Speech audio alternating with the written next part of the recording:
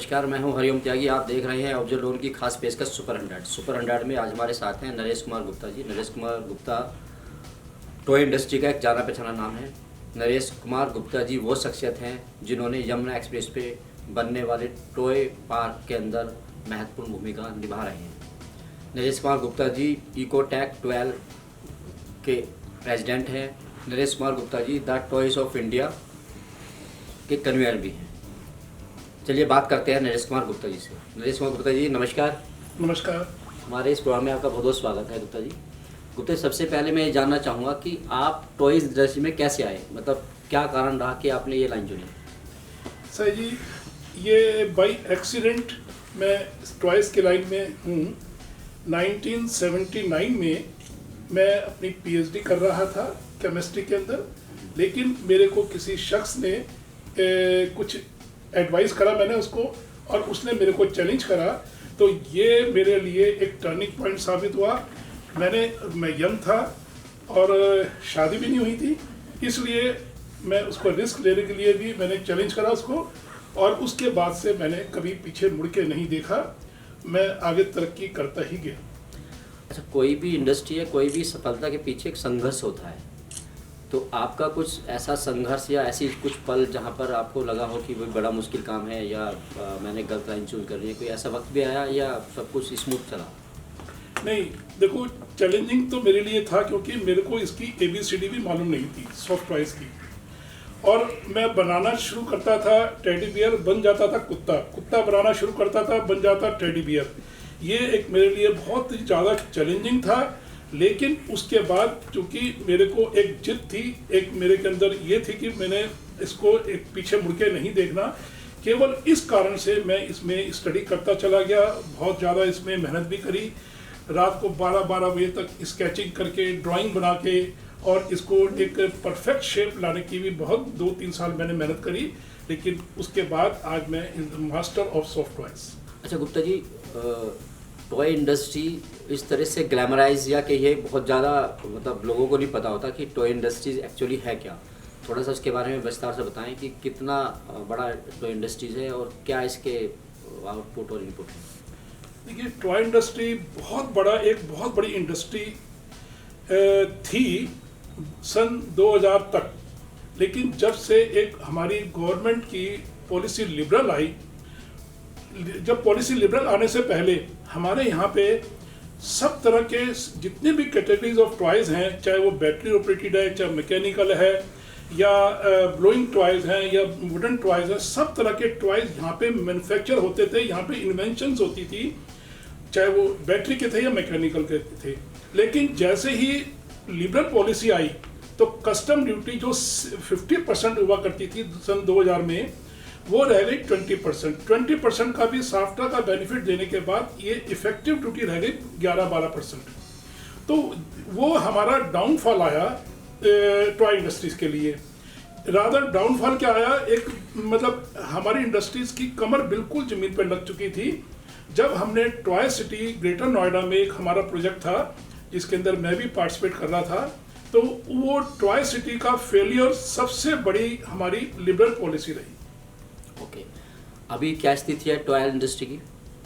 अब इस समय 1.5-2 साल से, जब से मोदी की गवर्नमेंट की एक वोकल फॉर लोकल की पॉलिसी आई, उसके अंदर केंद्रीय सरकार ने ड्यूटी जो थी 20% को 60% कर दिया, इफेक्टिव रह गई 35%, और एक और कैप लगा दिया BIS, जिसमें हमें स्टैंडर्ड टॉयज ही बनाने के लिए मजबूर कर दिया गया। तो इस कारण से आज इसमें टॉय इंडस्ट्री में एक बूम आया हुआ है। एक हमारे लिए एसोसिएशन के लिए भी एक चैलेंजिंग है कि भी हमें जितनी भी टॉयज इंपोर्ट होते हैं चाइना से, उसका अल्टरनेटिव भी हमें मार्केट में डालना है और क्वालिटी भी बनानी है, और इसमें हमें एक्सपोर्ट भी करना है। तो ये हमारे लिए एक चैलेंजिंग भी है, लेकिन ये जो पॉलिसी आज गवर्नमेंट की आ रही है उसके कारण से हमें लगता है कि हमें बहुत ज़्यादा सपोर्ट मिल रही है और मिलने की संभावना भी है, और हम इस चैलेंज को एक्सेप्ट करने के लिए तैयार भी हैं। और हमारी इंडस्ट्रीज़ में भले ही वो थोड़े से मैन्युफैक्चरर्स हैं, सब ने ये बीड़ा उठाई हुई है कि हमने कोई ना कोई अपने एडिशन टॉयज में करने हैं। आज मान लीजिए मैं सॉफ्ट टॉयज बनाता हूँ, तो मुझे बैटरी ऑपरेटेड भी बनाने हैं, और जो वुडन टॉयज बना रहे हैं उनको भी कि भी हमें और अच्छी क्वालिटी बनानी है, मैकेनिकल के लिए भी, और सब तरह की इंडस्ट्रीज के लिए एक हमारे पास चैलेंज है, और हमने उसको चैलेंज को एक्सेप्ट करके सब इस मार्केट का जो गैप है, जो स्पेस है, उसको फिलअप कर रहे हैं। और मुझे पूरी उम्मीद है कि हम इस 2-3 सालों में इसको गैप को फिलअप कर देंगे। अच्छा, जैसे आपने बताया कि आज की तारीख में टॉयज इंडस्ट्री एक अच्छा काम कर रही है, मतलब अच्छी तरह से ग्रोथ पे है। इसके अलावा और क्या चीज़ें आप चाहते हैं कि सरकार आपको वो दे, या सरकार उस तरह के कदम उठाए जिससे टॉय इंडस्ट्री में और अच्छा सा काम होने लगे और अच्छा बूम आए? देखिए, ये बहुत अच्छा आपने प्रश्न किया हमारे से कि हमारा एक जो पौधा ग्रो कर रहा है अभी, यानी इससे पहले तो हम इंपोर्ट ही करते थे, 85% 90% इंपोर्ट होता था, लेकिन हमें 10% से हमें जो मैन्युफैक्चरिंग होती थी अब इसको 90 पे लेके जाना है। तो इसके लिए सरकार ही हमें सहायता कर सकती है, जो कर रही है, लेकिन और अभी इसमें गुंजाइश है, क्योंकि हमने पौधे को सिक्योर करते हुए, जो हमारा छोटा सा पौधा टॉय इंडस्ट्री का है, इसको सिक्योर करते हुए आगे ग्रो करने के लिए पॉलिसी हमें चाहिए। एक सेंट्रल पॉलिसी आए टॉयज के लिए, और एक स्टेट गवर्नमेंट भी उसको सपोर्ट करे कि भी इसमें हमें जो हम कोई लैंड खरीदते हैं उसके लिए हमें फाइनेंस की ज़रूरत है, उसके लिए जो लीज रेंट बहुत बड़ी इसमें फिगर्स रोल प्ले करती है, यदि हमारा पैसा लीज रेंट में भी ना लगे और इंडस्ट्री में भी लगे, एक प्लग एंड प्ले इंडस्ट्रीज हमें अवेलेबल कराए। और इसके साथ साथ और भी हमारी पॉलिसी है, जैसे जीएसटी का है या टैक्स रिबेट्स हैं, उस तरह की पॉलिसी भी हमें टॉयज के लिए ला के दे, तो हम निश्चित रूप से इस इंडस्ट्रीज को 2-3 सालों में चाइना को चैलेंज करते हुए आगे निकल जाएंगे। अच्छा, जैसे यमुना एक्सप्रेसवे की बात करें हम लोग, तो वहाँ पर एक टॉय पार्क बन रहा है 100 एकड़ का, आप उसमें एक महत्वपूर्ण भूमिका निभा रहे हैं, तो थोड़ा सा हमारे दर्शकों को बताएं कि वो किस तरह का पार्क होगा और टॉय इंडस्ट्री के लिए उससे क्या बेनिफिट होने वाला है?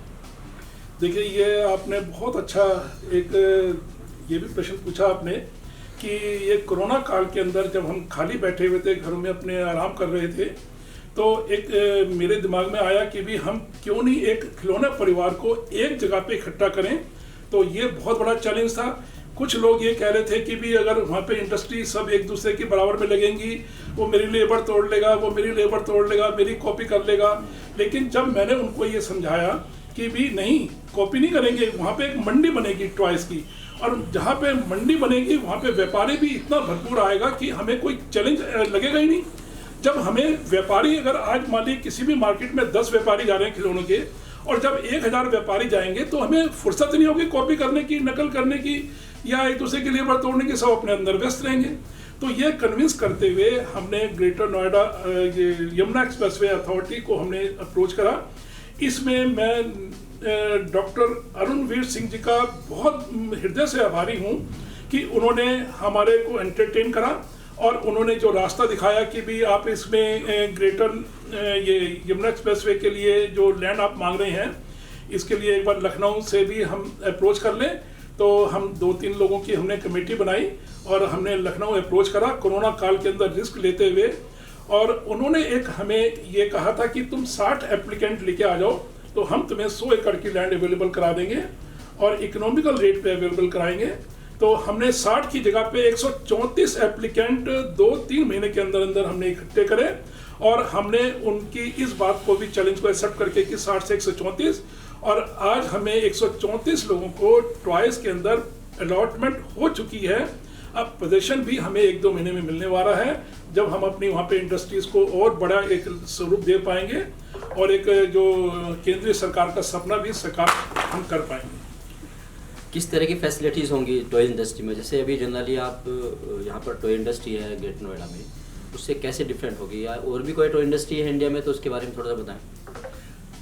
देखिए, डिफरेंट तो इन द सेंस वहाँ पे हम कॉमन फैसिलिटी सेंटर बनाने वाले हैं, जिसके अंदर हम लेबर को इसका स्किल डेवलपमेंट है, लेबर के अंदर उनको हम एक सिखाएंगे, इनोवेशंस करेंगे, R&D करेंगे, और वहीं पे एक जब हमारा खिलौना परिवार वहाँ पे बैठेगा, आपस में डिस्कशंस होंगी, तो हम अपने प्रोडक्ट को और कैसे इम्प्रूव कर सकते हैं, कैसे वहाँ पे BIS की लैब भी वहाँ पे लगवाएंगे। वहीं पे हमारा एक गेस्ट हाउस हम बनाएंगे, जो व्यापारी वहाँ पे आएंगे, सुबह आएंगे और वहाँ पे एरोप्लेन से जेवर एयरपोर्ट पे उतरेंगे और उतर के बाद फिर वहाँ पे 2 घंटे रेस्ट करेंगे गेस्ट हाउस में। उसके बाद जिस भी इंडस्ट्रीज में वहाँ पे जाना होगा, उनको वॉकिंग डिस्टेंस पे उनको इंडस्ट्रीज वहाँ पे मिलेंगी। वहाँ पे जो डील करेंगे, डील करने के बाद जो भी ऑर्डर्स है बिजनेस करने के बाद अपने वापस गेस्ट हाउस में आके रेस्ट करके 1 घंटे कॉफ़ी पी के वापसी अपने घर में, रात को अपने घर में जाके सोएंगे। तो ये जो सपना हमारा टॉय एसोसिएशन ऑफ इंडिया का है, ये हमें जेवर एयरपोर्ट के नज़दीक में सेक्टर 33 में जो टॉय क्लस्टर बन रहा है, वो हमें साकार होते हुए दिखाई दे रहा है, बशर्ते कि भी हमें गवर्नमेंट की टॉयज़ की पॉलिसी हमें मिल जाए। किस तरह की पॉलिसी आप चाहते हैं सरकार से? हम पॉलिसी चाहते हैं कि एक तो हमें जो एक्सपोर्ट करेंगे उसके लिए हमें ट्रांसपोर्ट, क्योंकि यहाँ पे नज़दीक में कोई हमारा सी पोर्ट नहीं है, तो हमें जब सी पोर्ट बॉम्बे भेजना है कंटेनर को, तो हमें एक तो उसकी लॉजिस्टिक सपोर्ट चाहिए, उसके अंदर रिबेट चाहिए। एक चूंकि वहाँ पे लेबर अवेलेबल कम है, लेबर के लिए स्किल डेवलपमेंट सेंटर में हमें सपोर्ट चाहिए। दूसरा, हम वहाँ पे जब इंटरनेशनल फेयर में पार्टिसिपेट करेंगे तो उसके लिए भी हमें उनकी सपोर्ट चाहिए।